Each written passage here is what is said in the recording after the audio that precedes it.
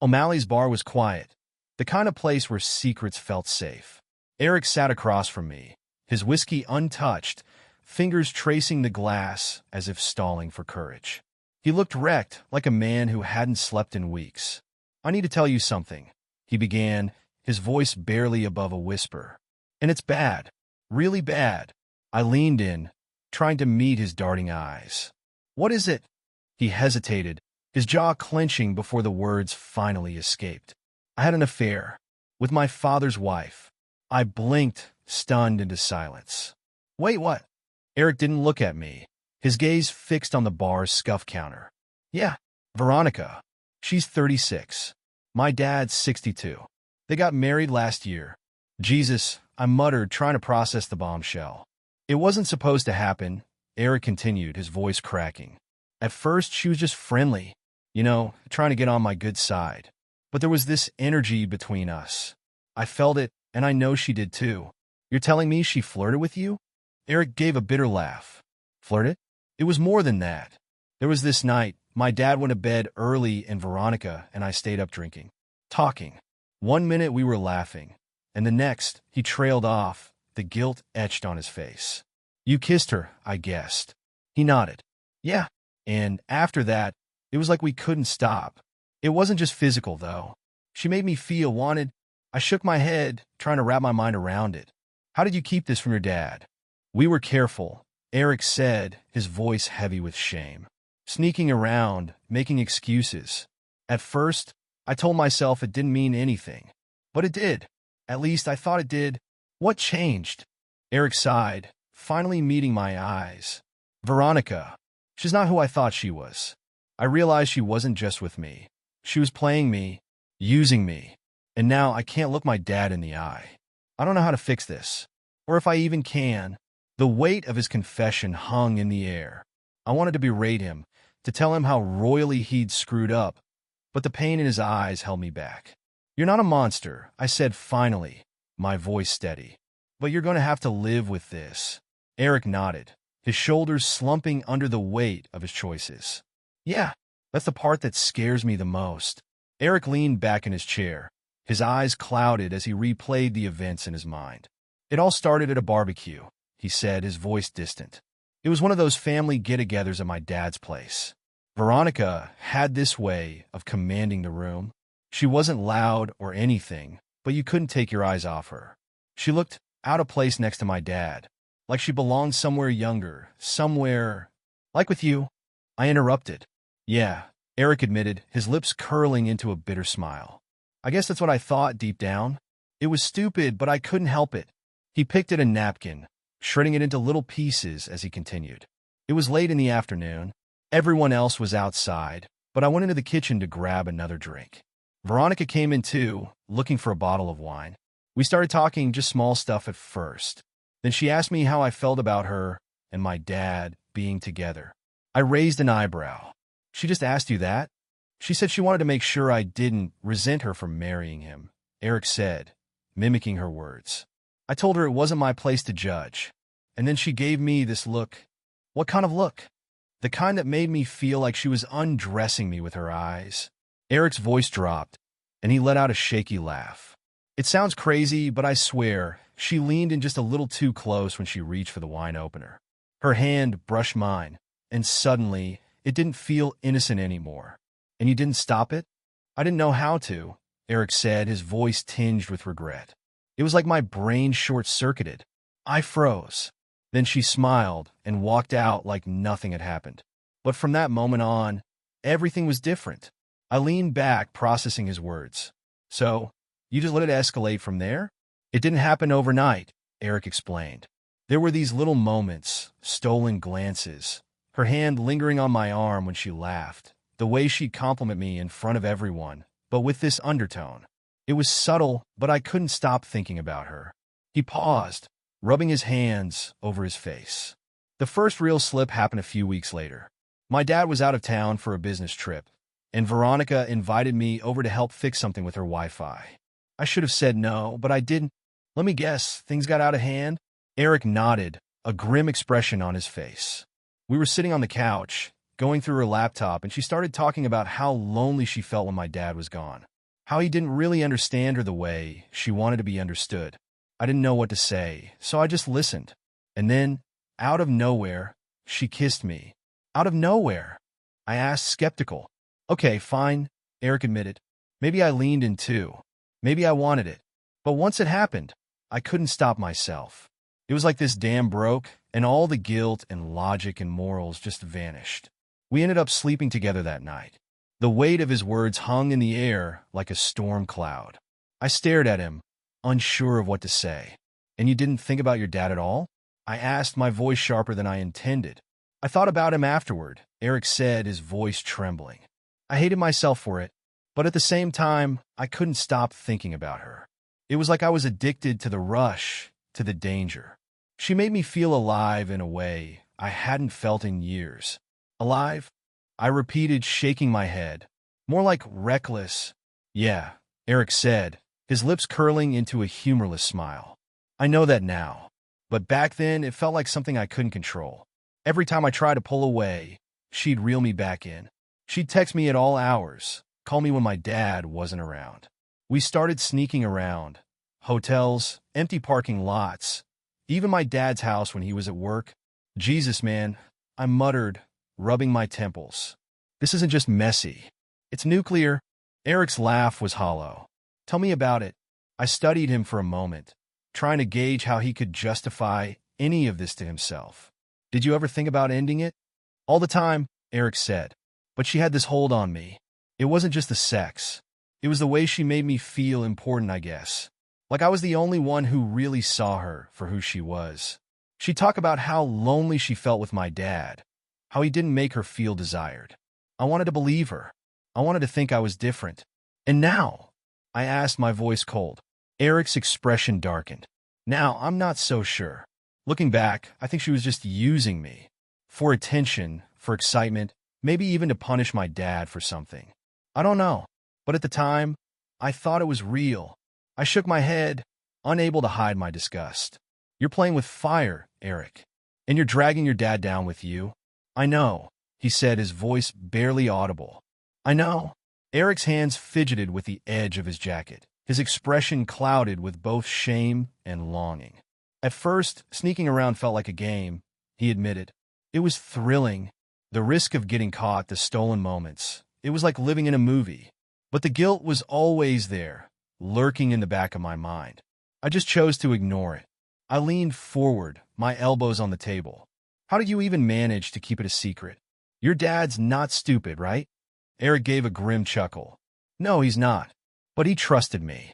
Trusted her. And that made it easier to lie to his face. I hate myself for that part the most. He sighed, staring into his drink. We had to be careful. Really careful. Veronica was good at it. She'd cover for us, come up with excuses for why I'd be at the house when my dad wasn't around. And I played along, telling myself it wasn't as bad as it looked. But deep down, I knew we were walking a tightrope. Did anyone else notice? I asked. Eric hesitated, his jaw tightening. I think my dad's friend Mike suspected something. He's known my dad forever, and he was always at the house for poker nights or barbecues. He caught Veronica and me talking alone a few times, too close, too familiar. He didn't say anything directly, but there was this look he'd give me. Like he knew. And I'd avoid him, because every time I saw him, I felt like I was carrying a flashing neon sign that said guilty. Sounds like you were pushing your luck. Yeah, Eric admitted, running a hand through his hair. It got harder to hide. The more time we spent together, the more reckless we became. Veronica would text me during dinner with my dad, sometimes while we were all sitting at the same table. And I'd find myself sneaking away to answer her, knowing full well the risk. That's messed up, I said, shaking my head. You don't have to tell me, Eric said bitterly. The worst part was I started to feel like I was losing my grip. The lies were piling up, and I was constantly looking over my shoulder, waiting for it all to come crashing down. But Veronica, he paused, his expression softening. She acted like it didn't faze her. She'd laugh, call me paranoid, and say things like, your dad will never figure it out. He's too busy with work. And I believed her because I wanted to believe her. I narrowed my eyes. She sounds manipulative. Eric shrugged. Maybe she was, or maybe I was just too far gone to see it. Either way, I let her call the shots. I'd do whatever she asked, no matter how risky it was. And the worst part? I started resenting my dad. He didn't deserve it, but I'd see him with Veronica, hear her laughing at his jokes, and I'd feel this anger building inside me. Like he didn't appreciate her the way I did. That's twisted, I said bluntly. I know, Eric said, his voice hollow. But at the time, I convinced myself I was the better man for her. I was young. I understood her. I made her feel alive, or at least that's what she told me. It was all lies, but I ate it up. The air between us grew heavier as Eric continued. Then came the anniversary party. I frowned. Anniversary party? My dad and Veronica's first wedding anniversary, Eric explained. They decided to throw this big party at the house. Family, friends, neighbors. Veronica was acting weird in the weeks leading up to it. Distant. I couldn't figure out what was going on, but I was afraid she was pulling away. So, what happened? Eric's lips curled into a bitter smile. The party was supposed to be this perfect celebration of their love, or whatever. But the whole time, Veronica was avoiding me. She barely looked at me, barely spoke to me. I thought maybe she was trying to play it safe in front of everyone. But then I overheard her talking to one of the guests. His expression darkened. She was flirting with some guy, a friend of my dad's, I think, laughing, touching his arm, the same way she used to do with me. And that's when it hit me. I wasn't special to her. I was just convenient. I sat back, processing his words. What did you do? I confronted her, Eric said, his voice low. After most of the guests had left, I cornered her in the kitchen. I asked her what the hell she was doing, why she was acting like I didn't exist. She just shrugged and said, "We had our fun, didn't we?" Like it was nothing. Like I was nothing. Damn, I muttered. Eric's jaw tightened, his hands clenching into fists. I lost it. I started yelling, asking her if any of it had meant anything to her. And that's when my dad walked in. My heart sank. No way. Oh, yeah, Eric said with a humorless laugh. There I was, shouting at his wife like a jealous boyfriend. I couldn't even come up with an excuse. He just stood there, staring at us. And I swear I could feel the ground opening up beneath me. What did he do? He didn't say a word, Eric said, his voice cracking. He just turned around and walked out. I didn't see him for 2 days after that. When he finally came back, he told me to pack my stuff and leave. Said he couldn't even look at me anymore. I let out a low whistle, the weight of Eric's story settling over me like a lead blanket. So, that's it? He found out, and it was game over. Pretty much, Eric said, draining the last of his drink. Veronica left him a few weeks later. She didn't even try to fix things. Just took her stuff and disappeared. And now, my dad won't return my calls. I ruined everything. Eric sat in silence for a moment, his hands trembling slightly as he reached for his drink. When my dad found out, it wasn't just anger, he said quietly. It was heartbreak. And that's the part one can't get out of my head. The look on his face. Like I'd ripped out the last bit of trust he had in the world. I leaned forward, resting my elbows on the table. Did you try to explain yourself? Apologize? I tried, Eric said bitterly. But what can you even say to make something like this better? Sorry I slept with your wife doesn't exactly cut it. He wouldn't even look at me. Just told me to get out of his house and not come back. What about Veronica? I asked. She left not long after, Eric replied, his jaw tightening. Packed her things and disappeared like none of it mattered. No goodbye, no explanation, just gone. And that's when it hit me. She didn't care about either of us. My dad was a paycheck to her. And I was what? A toy? A distraction? I don't even know anymore. The bitterness in his voice was palpable, but there was something else underneath it. Something raw and broken. And now, I asked, keeping my voice steady, what's left? Eric laughed. A hollow, humorless sound. Nothing. My dad won't talk to me. Half my family won't even return my texts because they think I'm the villain of the story. Which, let's face it, I probably am. And as for Veronica, she's probably off somewhere screwing the next guy dumb enough to fall for her act. I shook my head, struggling to wrap my mind around the mess Eric had created. Why did you even do it, man? Was it just the thrill? The danger? I don't know, Eric admitted, running a hand through his hair. At first, it felt exciting, I guess. But after a while, it was more than that. I think I wanted to feel needed. My dad's this larger-than-life guy. Successful, respected, untouchable. And then here comes Veronica, making me feel like I'm the one she really sees. Like I'm the one who matters. And now you're realizing she was just playing you? Yeah, Eric said, his voice cracking.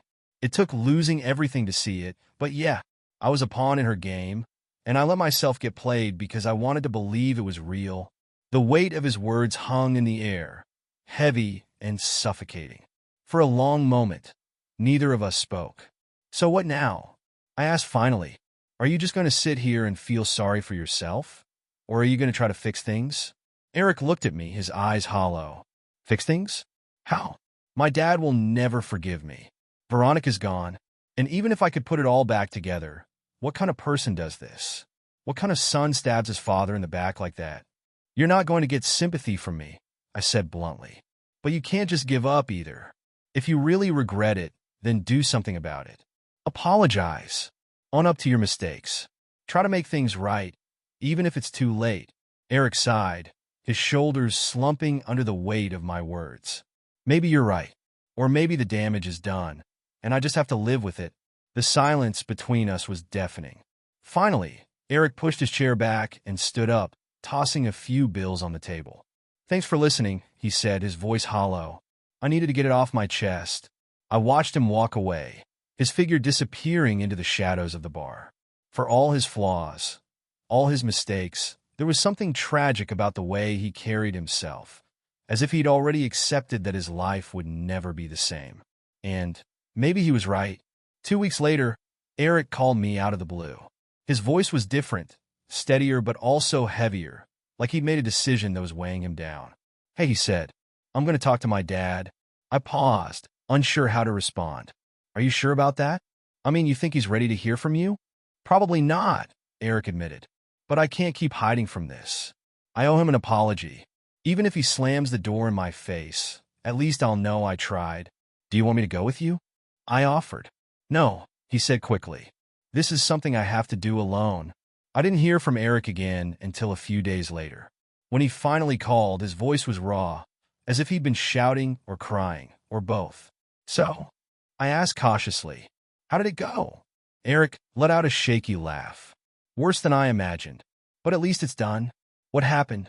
He took a deep breath, his words tumbling out in a rush. I went to the house. My dad answered the door, and the moment he saw me, he looked like he wanted to slam it shut. But I stopped him. I told him I just needed 5 minutes to explain. He didn't say anything, but he let me in. Eric paused, and I could almost hear him reliving the moment. I told him everything, he continued. The whole ugly truth. How it started, why I let it happen, how much I regret it. I didn't try to make excuses. I just laid it all out there. How did he take it?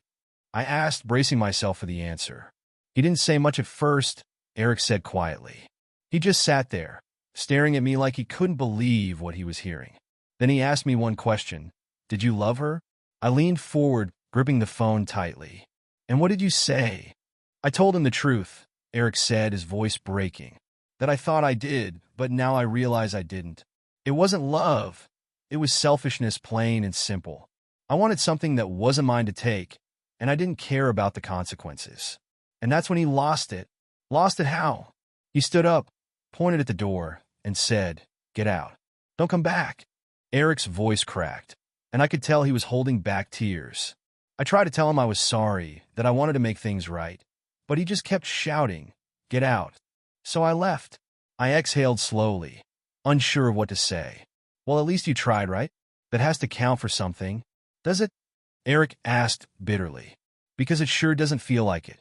He hates me, and I don't blame him. I destroyed everything.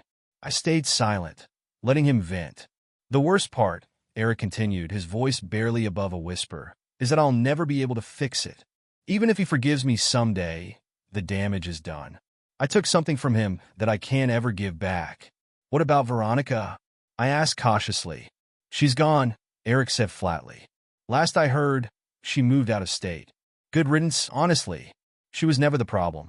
I let her get in my head. I let her convince me I was special, when all I was doing was betraying the one person who's always been there for me. The silence that followed was suffocating. Finally, Eric spoke again, his voice trembling. "I think I just have to accept it," he said. "I screwed up, and now I have to live with the consequences. No amount of apologies or explanations will change what I did." "Maybe," I said cautiously. "But that doesn't mean you give up.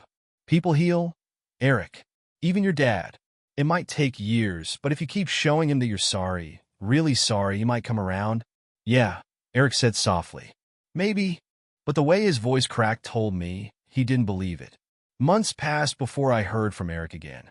When he finally reached out, his voice was subdued, almost hollow, as if the energy he'd carried the last time we spoke had drained from him completely. He didn't tell me much over the phone, just that he wanted to meet at the same bar. I agreed, more out of curiosity than anything else. When I walked into O'Malley's, he was already there, sitting in the same corner booth where he'd first unloaded his secret. But this time, there was no drink in front of him, just the water. "Trying to cut back?" I asked as I slid into the seat across from him. He smiled faintly, his lips barely twitching. "Something like that. I've been drinking too much lately. Thought I'd give myself a break before it turns into a real problem." It was a small change, but it struck me. Eric looked different, older somehow. His face was leaner, his eyes darker, and there was a weight in his posture that hadn't been there before. "How have you been?" I asked cautiously. He leaned back, exhaling a long breath. "I'm managing. Some days are better than others. Some days I wake up and think, maybe today will be the day I feel normal again. But most of the time, it's just this dull ache. Like I'm carrying a weight I can't set down." I nodded, unsure what to say. Eric looked at me, his expression softening. "I've been thinking a lot. About everything. About why I did what I did, what it says about me, and what I'm supposed to do now. And I think I've figured it out," he said, his voice low and reflective. "I wasn't in love with Veronica. Hell, I didn't even really know her. I was in love with the way she made me feel. For a little while I felt important, like I was someone worth noticing." I frowned. "You don't think your dad made you feel that way?" Eric hesitated, his jaw tightening. "He did in his own way. But my dad's not the type to say things out loud. He's a provider, you know? He shows love by paying bills, keeping the roof over your head. And I appreciated that. I still do. But with Veronica," he trailed off, rubbing the back of his neck. "With Veronica, it was different," he continued. "She made me feel seen. Or at least, that's what I thought at the time. Looking back, I realized it wasn't real. She was just bored, lonely, and I was an easy target. I studied him, trying to gauge whether he truly believed what he was saying." "Do you think she cared about you at all?" "No," Eric said flatly. "Not the way I thought she did. She used me to get what she wanted, attention, validation, whatever. And I let her. I let her convince me that I was special, that I mattered to her in a way my dad didn't. But it was all lies. She didn't care about me, and she didn't care about him either. She only cared about herself. And now?" I asked. "What's left?" Eric laughed softly, the sound tinged with bitterness. "Not much. My dad still won't talk to me. I've reached out a bunch of times, texts, calls, even a letter, but he hasn't responded. And honestly, I don't blame him. I destroyed his trust. I took the one thing that mattered most to him. And for what? A fling that didn't mean anything in the end." The weight of his words hung between us, heavy and suffocating. I wanted to say something, anything that would make him feel better, but there wasn't much to say. "Do you think he'll ever forgive you?" I asked cautiously. "I don't know," Eric said, his voice cracking slightly. "Maybe, but even if he does, it'll never be the same. I broke something that can't be fixed. Even if we patch things up, the cracks will always be there." He stared into his glass of water, his fingers tracing the rim absent-mindedly. "You know what the worst part is?" he asked, his voice barely above a whisper. "What?" "I miss him," Eric said, his eyes glistening with unshed tears. "More than I miss Veronica. More than anything. He wasn't just my dad. He was my anchor. And now that I've lost him, I feel like I'm drifting, like I don't know who I am anymore." I leaned back, trying to process his words. "Have you thought about trying again? Reaching out one more time?" Eric shook his head. "Not yet. I don't think he's ready. And maybe I'm not ready either. I want to believe that time will heal things. But what if it doesn't? What if this is it? What if I lost him forever? The raw pain in his voice made my chest tighten. I wanted to tell him he was wrong. That time did heal all wounds, but I wasn't sure I believed it myself. So, what are you going to do? I asked finally. Eric sighed, leaning forward and resting his elbows on the table. I don't know. Maybe I'll move away, start fresh somewhere new. Or maybe I'll just keep trying. Keep sending texts, keep calling, even if he never answers. At least that way, he'll know I'm still here. That I'm not giving up on him. That's something, I said quietly. Eric gave me a faint smile, though it didn't reach his eyes. Yeah, it's not much, but it's all I've got. The silence between us stretched, heavy with unspoken words.